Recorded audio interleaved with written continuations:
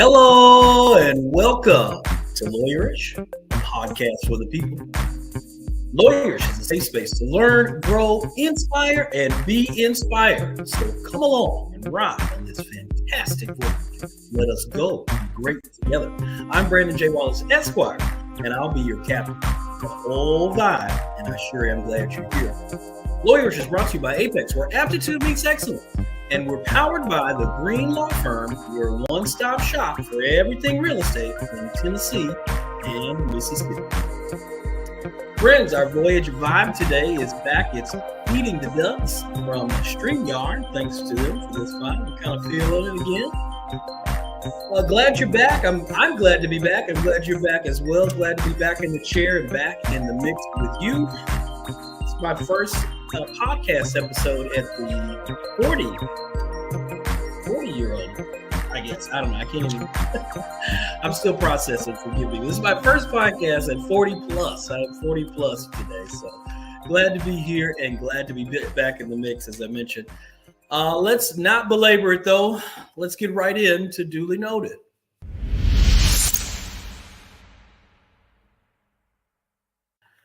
All right, friends, we're back, and it's now time for Duly Noted. So, Duly Noted, as I alluded to today in my intro, part of Duly Noted is the Success City Ball, which occurred in Memphis, Tennessee on October the 5th. It was my party with a purpose, and I'm just so excited and elated about how it all turned out. What a great opportunity to come together. If you don't know, we had this big 70s international players ball set up here at Bridges USA building in Memphis, Tennessee. I am so grateful for how folks came from all over the country and even from abroad to come celebrate my birthday, but also to enjoy a night of giving and celebrations of Black excellence and just good vibes. It was such a grand time. I mean, you should have seen the wigs, the outfits, the shoes. It was just, if you want to see more, you can go to my Instagram. I've got photos there, and I just actually put together a reel earlier today. That's at BWally ESQ, BWALLYESQ. You can follow me there and see the reel that I put together. I even sang a song. I did a whole presentation for the people. And so a whole performance, a live performance. I also want to shout out Cruz the Dame, who was our entertainment for the evening, and her and her band. Big shout out as well to our planning committee. Really appreciative of that wonderful group of people who came together for this great purpose. And of course, I want to make sure I acknowledge our sponsors, all of our sponsors from our Pearl level to our VIPs and our Sapphire level givers. But certainly big shout out to our title level sponsors, our 3 title level sponsors, our 2 Emerald sponsors, Dos Hermanos Kitchen in Memphis, Tennessee, and the Boulevard Collective, the marketing company based out of Washington, D.C., and of course, our big platinum level sponsor, Rico Do Real Estate. Thank you all so much for doing the hard work of supporting our event and this giving. Your giving matters, and every gift matters. I really appreciate that. If you're just seeing this and you didn't get an opportunity to give, don't worry. It's not too late. You can go to lawyerishthepodcast.com. There is a page there, and we will put that giving link there. We're still accepting donations before we close out all the books at the end of the month. So thank you to everyone who attended. Thank you to everyone who supported, who gave. There are people all over the country who have been participating in this giving, and you can do the same. So thank you for that. Thank you for those who participated. And I'm happy to join the 40 Club. Thank you again. I appreciate that. Thank God I made it. I want to just give God a shout out as well. All right. So the next piece of Duly Noted, I want to talk about this coming election. The election is upon us. We are today, as of today, we're recording here on the 11th. We are some 21 days away from the election. And so I want to make sure you are encouraged to vote and make sure your voice is heard. This is a critical election, and we need every vote. Every vote counts. Your vote matters. So don't sit this one out. It's a really, really important election. But I won't get into too much of the politics today. You know I will. You know where I stand on these matters. But something I do want to talk about, it's about respect and honor.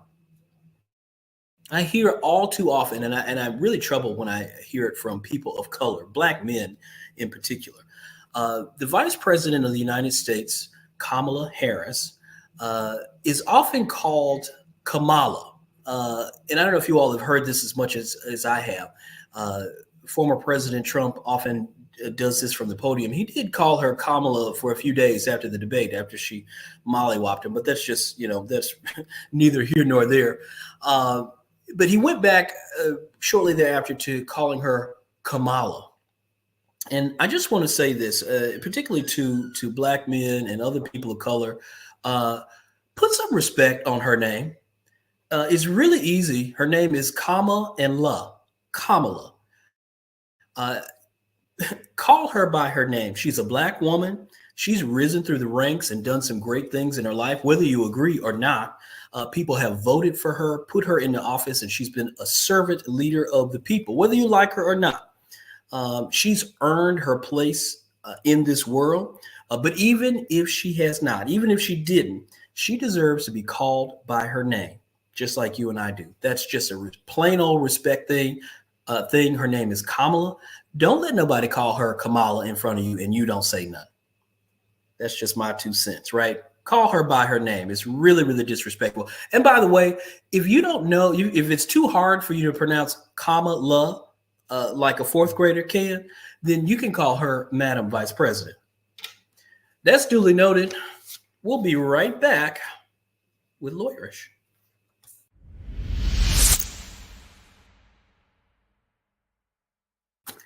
All right, friends, we are back, and it's now time for Lawyerish. I'm super excited today to welcome a new friend of mine. His name is Sedric Collins. We have a mutual friend, one of our previous guests, Mr. Antonio Kizzy, Esquire. Mr. Sedric Collins is here. He is the principal and founder of Legacy One Law Firm, and he's the author of an awesome book that we're going to talk about a little bit today. It's Prudent Planning for Family Legacy. I'm going to please help me welcome Mr. Sedric Collins to the show. Sedric, welcome. Hi, Brandon. How's it going? Thank you so much for having me today. I am so glad to have you. I think you've got a lot of great information to share with our audience, and I'm super excited both to talk with you and to learn from you. I really appreciate you making the time. I really do. Absolutely. It's my pleasure. Thank you so much. Thank you again for having me. It's an honor to be here. Yeah, absolutely. All right. So listen, full disclosure, I am working with a colleague of mine who's sort of operating as my creative director. And we're going to try a little something new today. So instead of getting right into the mix, because I'm one that let's get to the nitty gritty. I want to ask you a different question today than where I might normally start. So I want to know, just a personal question, who is your favorite superhero and why? Good question. That's kind of evolved over the years. So Okay. I'll start with my childhood fave. How about that? Spider-Man. Okay. Spider-Man was like one of the OG, he was, the thing I like about Spider-Man is like, he wasn't the biggest superhero, but he had the intellect. He was a high IQ, right? Indeed. Superhero that had to use his brains more than just his bronze to be able to fight off some of the villains. So I kind of like being the kind of the intellectual type I am. I like the fact that Spider-Man had both the athleticism and the intellect to kind of fight crime and put those bad guys in their place. So I have to go with Spider-Man. Okay, that's a pretty good one. I think there's a lot of young people around the world right now that agree with you 100%. A lot of 3-year-olds that I know as well. 3-year-olds and up for sure. But because Spider-Man has a special place in folks' heart. I mean, I don't know why it is that way, but he always captured everybody. I mean, I think that's why it's one of the highest grossing films in history, right? I mean, that's just been been the case. I feel like, and if I'm not mistaken, right, I think it wasn't going to be Spider-Man initially. I feel like it was going to be some other insect. Did you know that? Have you ever heard that before? I did not. I did not know it was going to be It was another going to insect. be some other, and I forget what the insect was, but there was going to be another insect. I don't know if it was an ant or something. It was going to be another insect, and somehow it changed. And look at where we ended up with that. So it changed for the better, I Well, imagine. the crazy thing about this, Brandon, is I had a phobia, big time, of spiders as a child. So why I chose Spider-Man to be my fave is beyond me. But I was Interesting. very Interesting. afraid of spiders, but Spider-Man was, he was a whole other level. I mean, Yeah, even indeed. I mean, most people have that little fear of, arachnophobia. Yeah, I would have said I agree. I didn't But think about that. Spider-Man, when he came on cartoons when I was a kid, I was glued to the television, and yeah. Well, all right. Well, thank you for sharing that. I appreciate it. That was actually kind of fun. I appreciate you sharing that, indulging me, if you will. All right. So listen, Absolutely. you are sort of a family planning, estate planning attorney. Can you just tell the listeners who may not understand or may not know, can you tell us what that is, what you do, and sort of what that means to be an estate planning, a family planning attorney? Got it. Well, I'm a trust and estates attorney, trust estates and probate. And initially, when I started my practice, I focused purely on the planning part, to where my mission was to keep families out of court, out of conflict, by creating family plans that work. That may consist of wills, living trust, healthcare directives, powers of attorney, naming guardians for kids. All of those documents, if you will, make up what we call a comprehensive estate plan. Since more recently, we are also working on the back end for those who don't have a plan in place. Believe it or not, 60% of Americans don't have a plan in place. 70% in the Black community, 73% in the Latino community don't have any type of planning in place. And so we were getting phone calls for folks who wanted our help when someone died, but we would just send them to other firms. So now we serve families in the community on the front side, those who do plan, and the backside for those who fail to plan for whatever reason, and they have to navigate the complexities with probate, which is basically litigation opened up against your estate when you pass away. It's basically the court involvement with the or supervision of the passing down of the assets in your estate, taking care of your final affairs.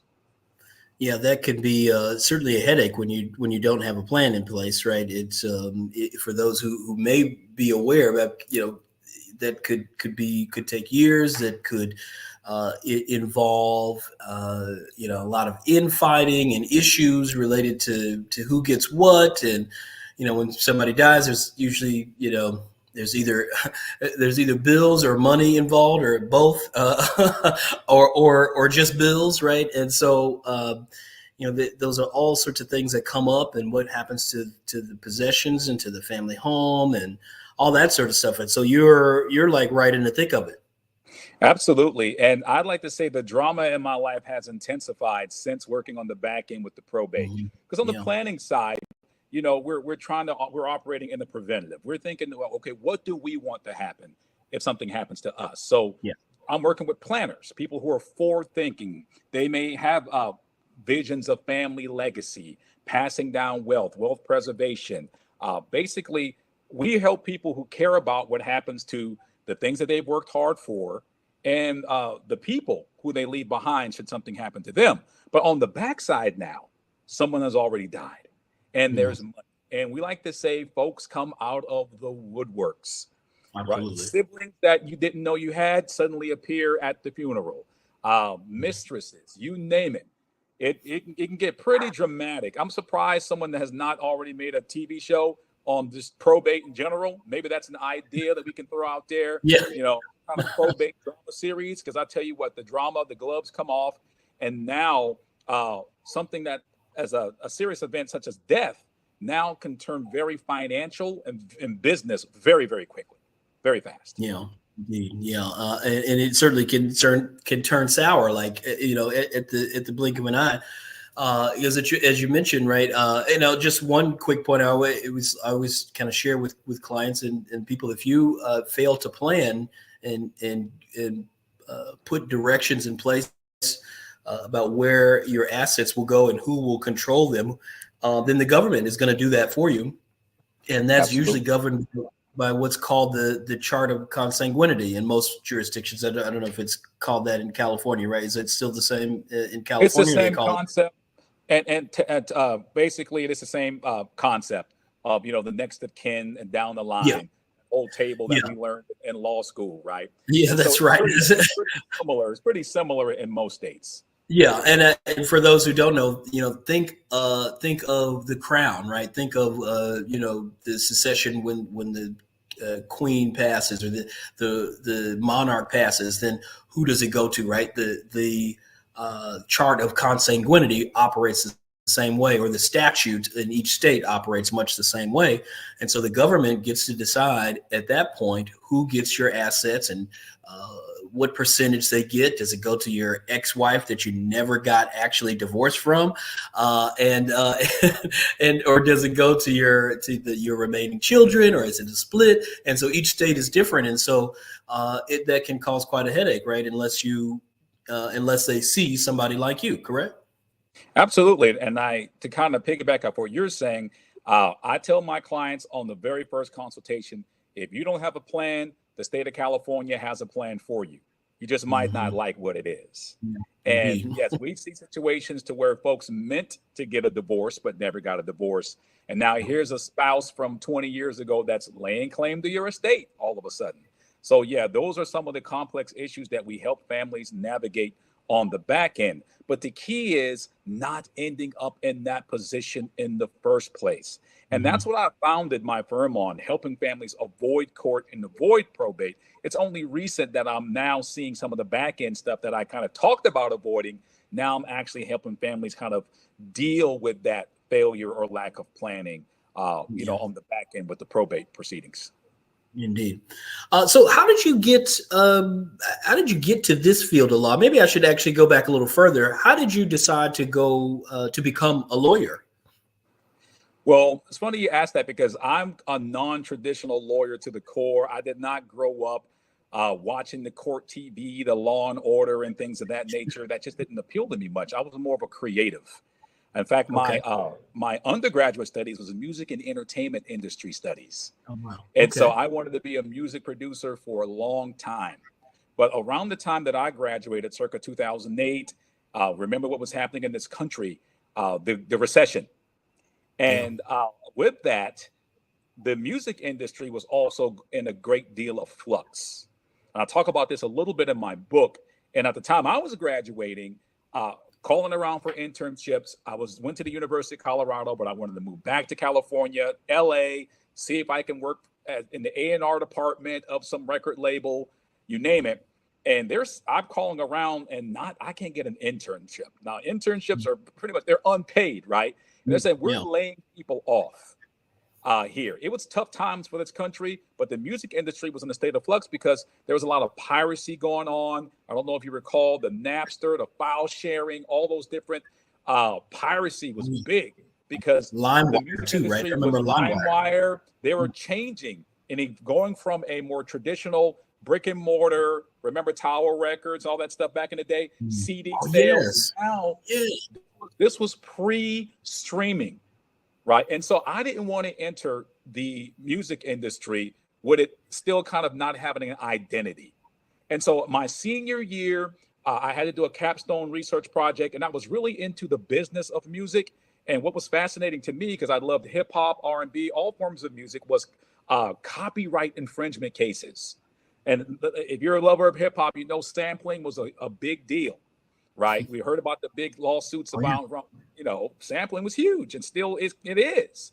Yeah, right? And so in the early parts of the hip hop, it was renegade. A lot of people getting sued, a lot of people snagging beats that they weren't supposed to, obviously, and not these rights holders were suing these artists. And so what I did as a capstone project is I looked at the most influential copyright infringement cases over the past 100 years, if you will. And I highlighted the touchstones, the major points of emphasis in each of those cases and the impact that they had. And I did that project, and that class was taught by an entertainment attorney who was also a journalist. So I said to myself, hey, look, I'm thinking about law school. If I can make an A on this research project, given that this gentleman, this professor, is an attorney and a journalist, I think I might have a shot at law school, being the creative guy that I am. And, the rest is history. I made an A. He was one of the professors that wrote my letter of recommendation. And yeah, a few years later, I was off to law school. Wow. Okay. So you never really wanted to go to law school. You were aiming for the music business, and sort of life pointed you in a different direction. It sounds like, and so fast forward to law school. You finished law school. How did you get to this practice area? Right. That's something that is I won't call it a unique, but practice area. Now, I think all the practice areas are unique, right? So because there's so many different practice areas. So how did you land on this particular practice area of all the ones that are out there? Look, I don't know anybody, and you probably don't know anybody as well, who actually went to law school to be a wills and trust attorney, right? Talking about death, it's the buzzkill at the party. I walk in the room, I'm like the Grim Reaper dressed in black, right? Okay, here's that wills guy, right? Run. But I'd like to say trust in the states found me, if you will. My first job as a lawyer was for in-house legal counsel for a small university here in the San Fernando Valley in Los Angeles County.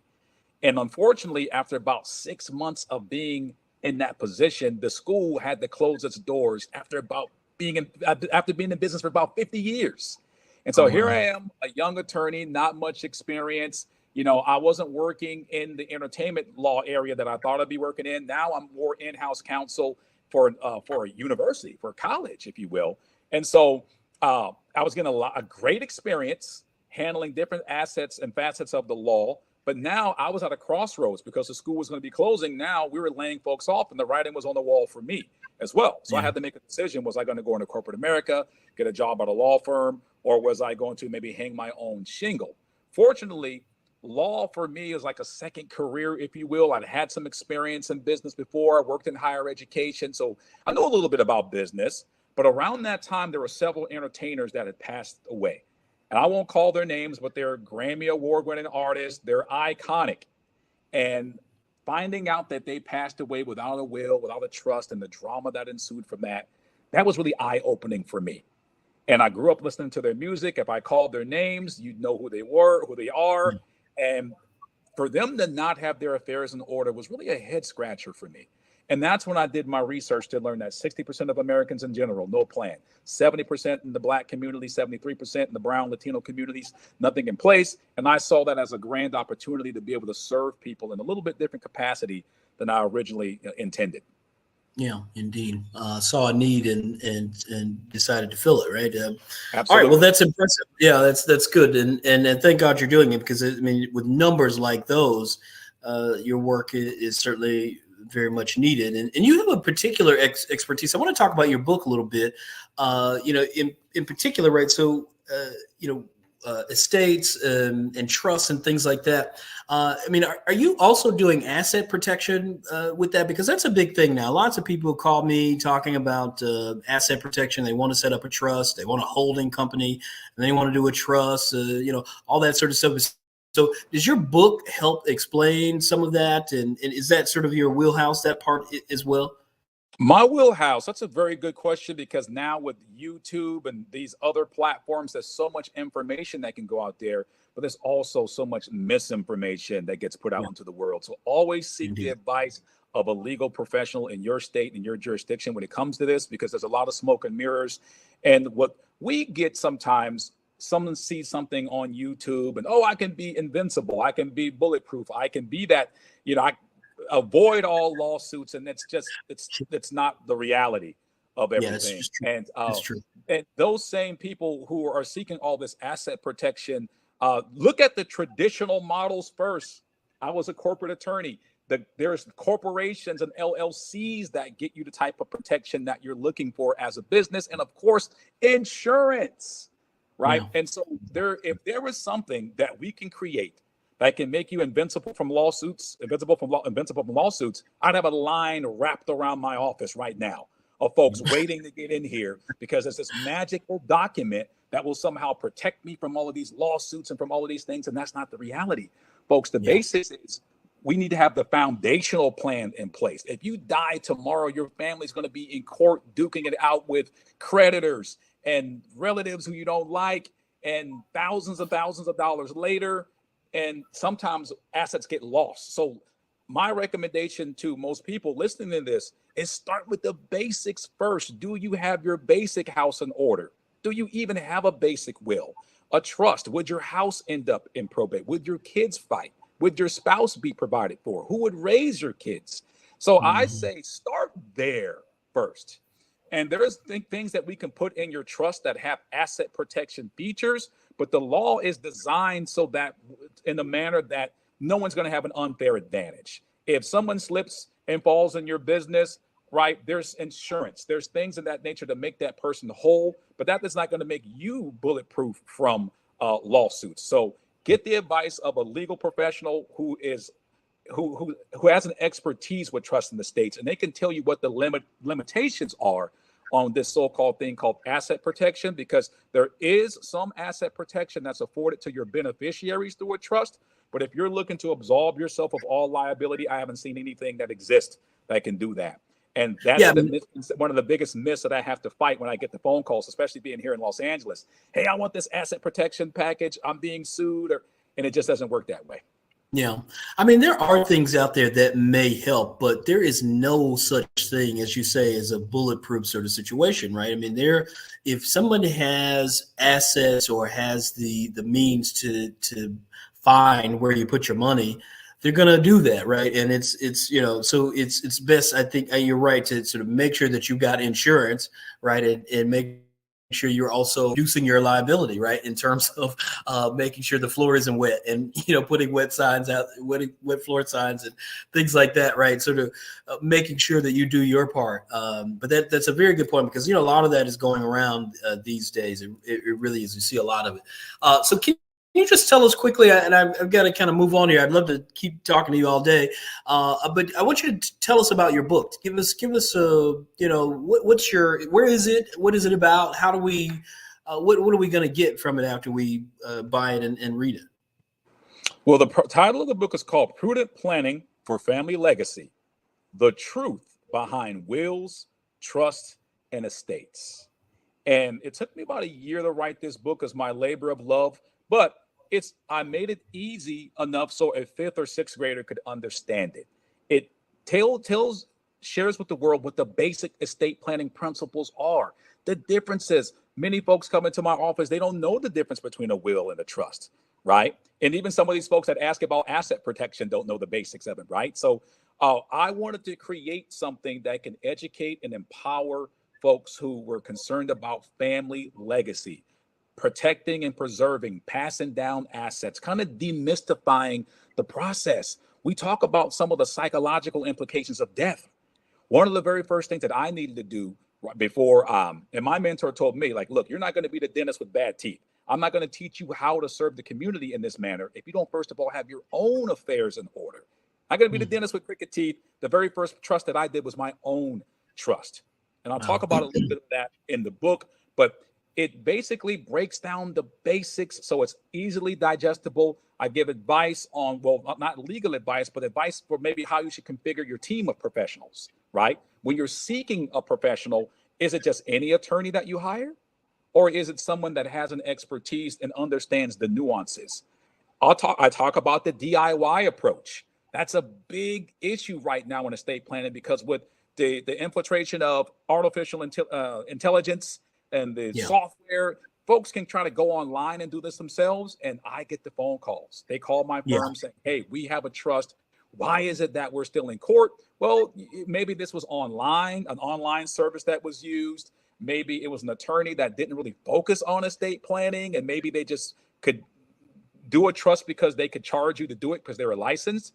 So this book covers those common pitfalls that we see day in and day out when it comes to family legacy planning. So it's an easy read. I say you can read it on a plane trip from DC to LA to DC. You can have this book knocked out and have that foundational knowledge that you need to set your family up for the long haul.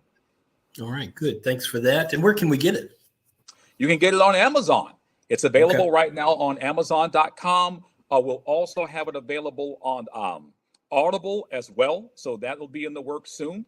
But yes, you can check it out on Amazon.com, and we welcome any feedback after reading the book. It's a quick read. And like I say, your 5th or 6th grader should be able to read this and understand the basic principles of estate planning. All right, very good. Good luck on that, and congrats on actually authoring a book. That's no easy task. Listen, I'm running out of time, but I've got a couple of quick questions I got to get to, or my listeners will be upset with me. So the first one is, what's been your most sort of a shining moment in your career thus far? And the second part of that question is what's been your most teachable moment where you sort of learned a lesson that you don't want to learn again? Well, first of all, that shining moment goes back to who I've been able to serve. A shining moment for me was when my favorite professor from undergrad, years after I started my practice, came to me to have a trust put in place. His spouse had inherited some property, and just when I got that phone call from him, and I had never reached out to me before since I'd had my practice, but it showed me that he was watching, and that to other attorneys out there, folks are watching. And they may sit in the background and look at your content for a couple of years. So they're watching your career. They're watching what you're doing. And then they're going to choose the time that's right for them to step forward to utilize your services. And so that was a shining moment for me, because the respect that I had for him, the things that I learned from him, and now to have kind of the student kind of showing the teacher the way, that was really impactful for me, and kind of a milestone moment to be able to help him and his family in that manner. And as far as the teachable moments, we can go, on and on. And for me professionally, it's not knowing what you don't know, right? And not having sometimes the mentorship that you need to kind of tackle certain legal issues. There are times in the beginning where I really didn't understand certain laws as they pertain to wills and trusts. And it was like trial by error. Right. And I get a trust drafted and I find a mistake here. Now I have to go find an attorney or someone else who can help me with a certain matter. The ideal situation for me would have been, right, to sit under a seasoned estate planning attorney for 5 to 10 years. And now they're like saying, hey, young grasshopper, it's now time for you to go on your own, to take a page out of the martial arts movies, right? It's now time for you. But that didn't happen for me. And so, yes, the ideal situation would have been to have that strong mentorship, that experience to show you the way. But you don't all the time. You don't really need that. But you do need to have people who you can call and reach out to, who can help you kind of navigate some of those uncertain issues. Because we all have that duty of competence. And so don't be afraid to step out there, start your firm, start your practice. You're going to make mistakes. You're going to bump your head, but just make sure you surround yourself with people you can go to. It doesn't have to be a formal mentorship relationship, but everyone needs an attorney or another seasoned professional that they can call when they run into areas of the law that they just don't understand, so they can make sure they have their client's best interests at heart at all times. Indeed, and that's I co-sign that 100%. Well, I think you answered my last question as well, which is what counsel would you give to somebody who's your younger self, or somebody who's younger and seeking to be where you are in the future? Would you add anything to that, or was that? I think you did it pretty well, but I want to give you the last word on that. Well, that was it. Because I found inspiration. I found inspiration from an unexpected source right when I was going through that situation, getting ready for that layoff. And I dug into my alumni network, and I can remember there was a particular attorney who had been laid off. So she was going through something kind of similar that I was going through. And she told me her story, how she started her firm. And that really instilled the confidence in me being a Black professional, starting my own firm as a solo. And so sometimes we have to see other people do it to know that we can do it. And so reach out to your alumni network, reach out to other attorneys and bar associations, and find out what their stories are. And you will draw inspiration from their stories, and you find out, hey, they're ordinary people just like you, maybe with similar paths. And if they can do it, there's no reason why you can't do it yourself. Amen to that. Well, thanks, Cedric. I appreciate you spending the time with me today. Boy, I've learned a lot. I can't wait to get the book. The book, again, is Prudent Planning for Family Legacy, The Truth About Wills, Estates, and Trusts. Absolutely. The truth behind The wills, truth trust, and estates. Exactly. We want to pull the curtain back and show you Okay. how this thing really works.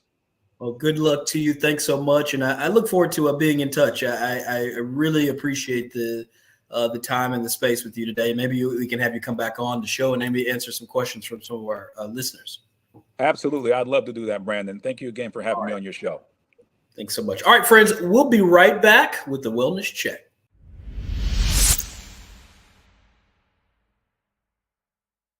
All right, friends, we are back, and it's now time for our Wellness Check. Here it is. Stop dumbing yourself down to fit into places where you left. What? Yeah. Stop dumbing yourself down to fit into places where you left. Hey, you're not there no more. All right. It's going to strain you. It's going to stress you if you're trying to dumb yourself down. You are meant to be big and to be growing and moving. Don't dumb yourself down, right? You're not done. You're not done yet. So keep moving and don't stress yourself out. You run yourself ragged trying to fit into places where you're not even supposed to be there anymore. You left, you graduated, you moved from high school to college, but you still want to act like a high school. All right, I'm gonna leave you all alone. That's your Wellness Check. Remember to live life in peace and not pieces. We'll be right back with our Apex.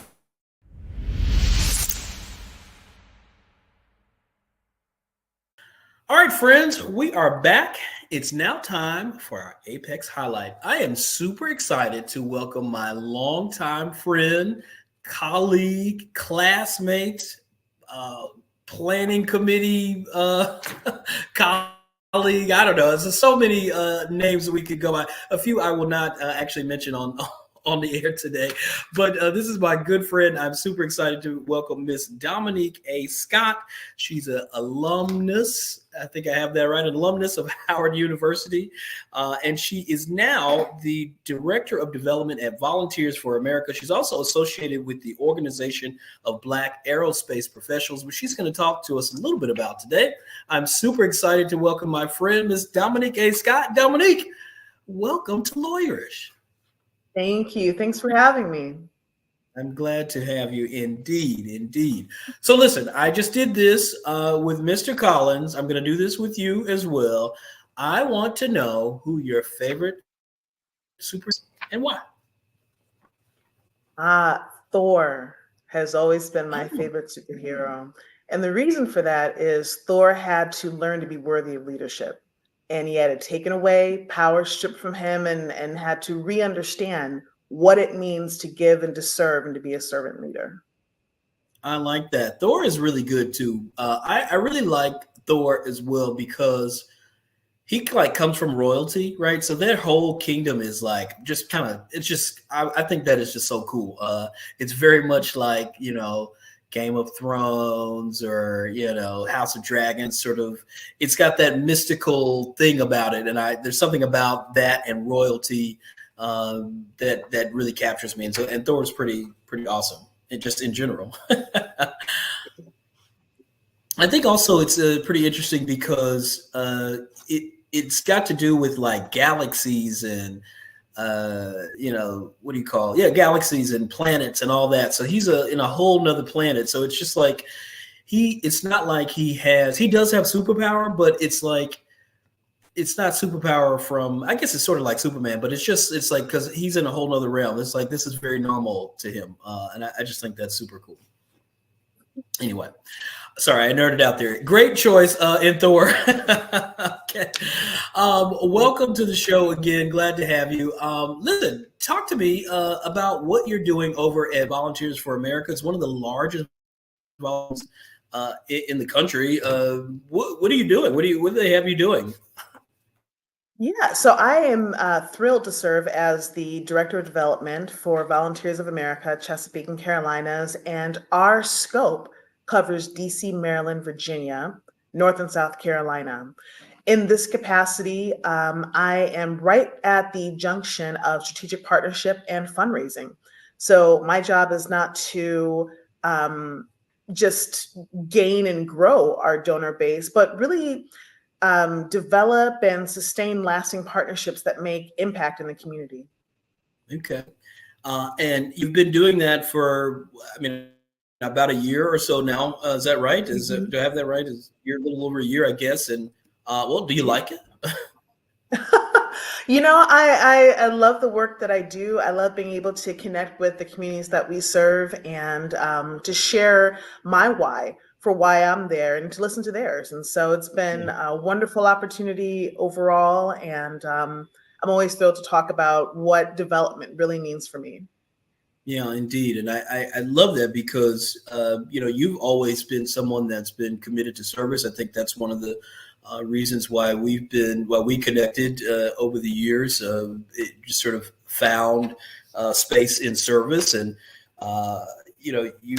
I think I talked about that at my, not during my party, but if anybody who, actually, I need to put our souvenir booklet on the website, but anybody who got a chance to read the souvenir booklet in my letter, my chairman's letter, I talked about how service has like opened doors for me. And while I appreciate, making a difference and seeing the fruit of my labor, of my giving, I've got to say one of the things about service for me is that it has connected me with people and put me in rooms and open doors that might not have been available to me otherwise had I not been committed to service. I think that's a beautiful thing about you and something I've grown to really to appreciate about you and me. So let me ask, what is your why? Because I mean, you also, before you just took this job, you were also executive director of a nonprofit. So you've just been in service for a long time. So what is your why? Why do you do it? What's your why are you so committed to service? Brandon, I was fortunate enough at a young age to understand that service is my life's calling. And it's not just the feeling of connecting with people and helping people, it's making a difference in a way that God's called me to make a difference in this world, in this community, in this life that I have. And so it's something that is ingrained in who I am, just like it's ingrained in who you are. And it's second nature. Indeed. Well, you're walking in your purpose, and I love that for you. It looks good on you. Can you talk to us about what's known as, still trying to work through pronouncing it. That is, again, the Organization of Black Aerospace. You started to work with them during your last sort of employment as executive director, because you were executive director of an organization that helped young African young people sort of be exposed to the aerospace field, to pilotry. Is that a word? I don't know. If it's not, it should be. And so you got connected to OBAP. Can you tell us what you're doing with them, and why that is something that's important to you as well? Absolutely. Currently, I serve as a member of the programs committee for the Organization of Black Aerospace Professionals. And this organization has been around for nearly 50 years in one way or another, and has not only shaped the careers of under-resourced and underrepresented students, specifically those in the Black diaspora community in aviation and aerospace, but continues to forge a pathway in aviation and aerospace for those for which the industry was not created. That we need to create those spaces. We need to open those doors. I just celebrated a dear friend of mine's retirement, Captain Teresa Claiborne, and she was the first Black female pilot in the Air Force. And she just retired from United Airlines. And so a lot of these pathways, a lot of these trailblazers are still being created. A lot of the trailblazers are still around. And that's even more of a reason why we all need to pitch in together to make sure that future generations have the opportunity for great success. So have you ever thought about being a pilot yourself, or going down that path on your own? You're kind of surrounded by pilots and aerospace, professionals that's in flight attendants and, hangar directors. I don't know, lots of different titles, and folks who are, running planes at airports. Have you ever thought about maybe that's something you might consider doing?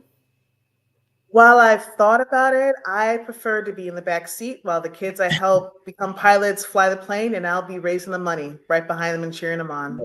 Okay, good. And maybe getting a free flight or so if you can swing it, right? Absolutely. I Absolutely. think that's also another thing that we share is a love for travel. I mean, I think that is yeah. I we attended this. You attended the conference in Memphis, the OBAP conference this summer in Memphis, and I had a great opportunity to accompany you at some of these events. And boy, I got to tell you, I mean, it was kind of exciting to think about the prospect of maybe getting in a cockpit and moving a plane around in the air. That was kind of exciting to me. So I don't know, maybe that's something I might be interested in doing. How do I get how do I do that? What I got to do to be down with OBAP? Well, to take the first step towards getting on the flight deck, we want to go to obap.org. There you'll find opportunities for not only aviation and aerospace programming for students of all ages, but also volunteer opportunities. I know that's near and dear to your heart. Indeed. All right. And is that also available with Volunteers for America? How do I get involved with you there? I mean, that's your full-time job. What if I want to support your efforts there? Yeah, we absolutely love having volunteers either join our corporate year of service or donate. We have many organizations join us as well, and different opportunities for the individuals that we serve. And we've got a great event coming up, our Harvest for Hope, taking place on October 24th at Martins Valley Mansion in Cockeysville, Maryland. This will be from 6 to 10. It is a bull roast and oyster feast. And so if you want to learn more about Volunteers of America and our Harvest for Hope event, just visit us at our website, voachesapeake.org, and we're here to help. We'd love to have you join us. What's that website again? VOA Chesapeake.org. Okay, voachesapeake.org. That's Volunteers of America, Chesapeake.org. Got it. Right. Okay, so tell me a little bit about this event. This sounds, I might have to clear my calendar. Tell me what's happening at did you call it a spit roast? I'm intrigued. Talk to me about it. Yeah, so bull roast and oyster feast. And so here Okay. you'll find different pit beefs, pork, chicken. It is an all-you-can-eat opportunity for the entirety of the event. And then we'll also have pro shuckers joining us with fresh oysters there. And then we'll have the salads and all the other accoutrements and fun side dishes. But what's really amazing is we're joined by community partners like Nelson Coleman Jewelers, who have joined us with a search for a diamond opportunity for $50. You can purchase a champagne glass that either has a cubic zirconia gem or a 1 carat genuine diamond in it. And test your luck. See if you can spot the diamond. You'll walk away with a glass of champagne and have the opportunity to win 1 of 2 diamonds. And then we're, of course, raising money for our 8 lines of service that span from veteran services to addressing unhoused populations and their needs to individual disabilities and low-income housing. I mean, we reach so many people, and we just want to make sure that we're telling our stories and telling their stories and getting the community involved to help. Wow, that sounds like an amazing event. I'm trying to be there. So how much are the tickets? What do I got to how do I get a ticket, and how much are they? Yeah, tickets are fast selling out. The event is just a couple of weeks away, and they're $150 each. Keep in mind, this is open bar and all you can eat, bull roast and oyster feast. The event's from 6 to 10, and you just visit our website. We're more than happy to tell you more about Harvest for Hope there. And again, that's voachesapeake.org. Awesome. All right. Well, best of. Sounds like a really, really great event. I'm trying to pull up. So I'm gonna, yeah, right. Indeed. Indeed. Okay. So I appreciate you sharing that. That really does sound super exciting. So good luck with that. And I hope you guys raise lots of money. That's the Harvest for Hope or Harvest of Hope? Yes, Harvest for Hope. Mm-hmm. All right, good deal. And that's voachesapeake.org. Best wishes on that. I'm excited to see what you guys do. All right, so let me ask this, get to my core questions, and I'm always super excited to ask about. The first one is, what's been your major highlight moment of your career thus far? I mean, it's a young career, but what's been your highlight thus far to say, this is what I'm supposed to be doing? And what's been your most teachable moment where you're like, okay, I'm not going to do that again? Well, my career highlight came in high school so far. And this is when I was serving as the Illinois student spokesperson for voting on behalf of Freedom's Answer, which is a nonpartisan nonprofit designed to get out the vote. In this capacity, I was reporting to the White House on Illinois voting numbers and leading voting efforts and registration efforts for the state of Illinois. And myself and the other students involved in this received a student service medal from a sitting president. And that was the moment that really cemented what my calling was, that being service. Who was the president? George W. Bush. Okay. All right. Thanks for aging. No worries. Hey, a medal is a medal. I've never seen this medal though. Where do you keep it? Where is that? That's a secret. It's classified. Okay. Okay. Fair enough. I probably wouldn't tell people where my medal was either if I had. Mm-hmm. All right. Well, congrats on that. All right. What about your most teachable moment? Well, I have so many teachable moments, but one of the most teachable moments is when I was serving as an executive director of a small nonprofit, and we had a very intimate donor base. One year, we were wrapping up our fiscal year, and I realized one of our top donors had not donated. And I called him up and said, hey, we haven't seen your support this year. We'd love to see it. Thank you so much for supporting us. Is there a way that we can wrap up the year with your participation financially? And he said that he had not previously donated that year because we didn't ask. Now, I neither agree with that. I don't think it's fair or right. However, it was a teachable moment, and I have never not made the ask since then. Yeah. Says you have not because you ask not. And I think he would say, hey, you didn't ask, I don't want to give it. That's a very interesting perspective. Thank you for sharing that. All right, my last question. What's your counsel to your younger self or someone coming up the ranks who hopes to be where you are in the future? I really want to share with people coming up in the ranks to give themselves grace. If I took the amount of time I've spent beating myself up for mistakes that I've made, things that I've done wrong, things I would have done differently, it would add up to a lifetime. And it's not that we don't learn from our mistakes, but my motto is you win or you learn. And so we're never in a place of losing if we've done something wrong. It's an opportunity to learn and grow and give yourself grace. All right. I received that. Thank you for sharing that. Well said. All right. Well, thank you for spending the time with us. I really appreciate it. I know you got a very busy schedule preparing for your event. Best of luck on the Harvest for Hope. Okay, good. Thank you for that. I'm giving myself grace. So good luck on that. And thanks again for spending the time. I'm so honored to have you on the show. And maybe it won't be the last time if you'll come back and keep us updated on what you guys are doing over in the Chesapeake of Volunteers of America. Thank you so much for having me. We'll see you at the event on October 24th. Absolutely. Looking forward to it. All right, friends, hang tight. We'll be right back with your motivational moment.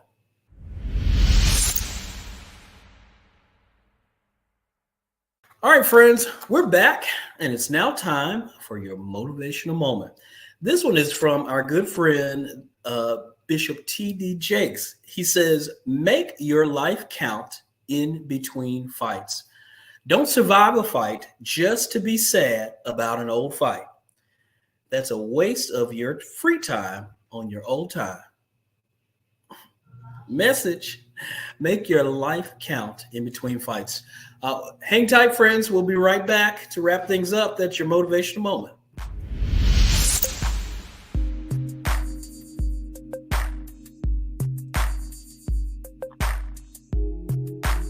All right, friends, we've done it again. That's season 3, episode 15. Thank you so much for listening and for watching. Remember to like, share, and subscribe. Like any voyage, it's always a little bit more fun if you can bring a friend or two along. Email your questions and feedback to lawyerish@apexdc.com. Remember, Lawyerish is brought to you by Apex, where aptitude meets excellence. And powered by the Green Law Firm, your one-stop shop for everything real estate in Tennessee and Mississippi. Thanks to my guests, Sedric Collins, Esquire, and Miss Dominique S. We appreciate you spending time with us today. Well, friends, I'm so grateful for you and for you allowing me to do this thing with you. Until next time, be well.